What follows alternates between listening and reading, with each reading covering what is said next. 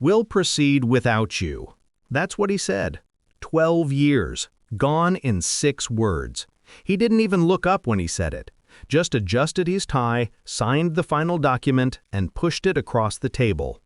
The boardroom fell silent, the kind of silence that follows a gunshot. I remember the tremor in my fingertips, not from fear, but restraint.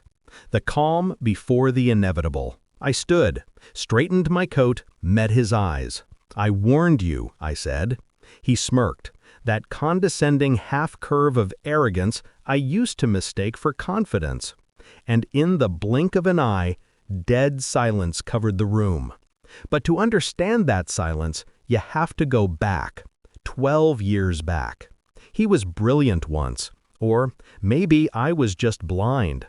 Daniel Carter, the man who walked into my office with a dream too big for his wallet and too fragile for his ego. I built him. I wrote his proposals, his speeches, his image. I was the architect behind his success. He called me his other brain, said he couldn't breathe without my strategies. I believed him, foolishly. We worked side by side through nights that smelled of stale coffee and ambition. He was charming, persuasive, the kind of man who made betrayal look like an accident waiting to happen. And it did. The first sign was small, a missing email thread. A client I had nurtured suddenly reassigned. Then came the whispers. Daniel's brilliant plan, Daniel's vision, Daniel's deal. My name faded from every conversation, like I had never existed. But the breaking point?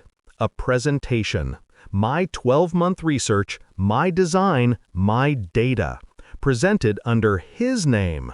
And I watched from the audience as the investors applauded him. That night, I didn't scream, didn't confront him. I just stared at his reflection in the glass, a reflection that would soon crumble. Revenge isn't rage. It's patience dressed in silence. I started small. First, I traced his steps, his accounts, his calls, his files. Daniel was sloppy when he felt untouchable. He had transferred ownership of our joint IP to his private entity.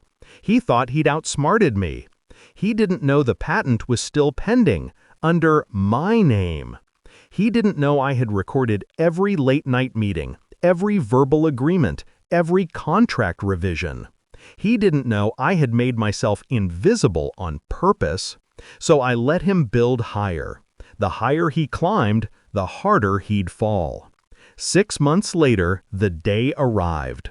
The board meeting was supposed to announce a new partnership, the one that would make him untouchable. Investors filled the room, eyes glittering with greed. He started speaking, confident as ever. Slides flashed behind him, my designs, my words, my data. And then, the screen froze. A single document replaced his slideshow. Intellectual property ownership. Primary holder, my name. His voice faltered. The room turned. He looked at me then, really looked. The kind of look that only appears when a man realizes he's standing on a trapdoor. I took my time, walked to the front. "Daniel," I said softly, "I warned you. Don't build empires on stolen ground." He tried to speak, but the legal notice I had filed that morning hit him faster than his next breath. The merger froze. The board turned silent. And when I dropped the final piece, the audio recording of him admitting to forging signatures, the silence became a sentence. Dead. Silence. Security escorted him out. No one dared look at me. Maybe out of guilt. Maybe out of awe.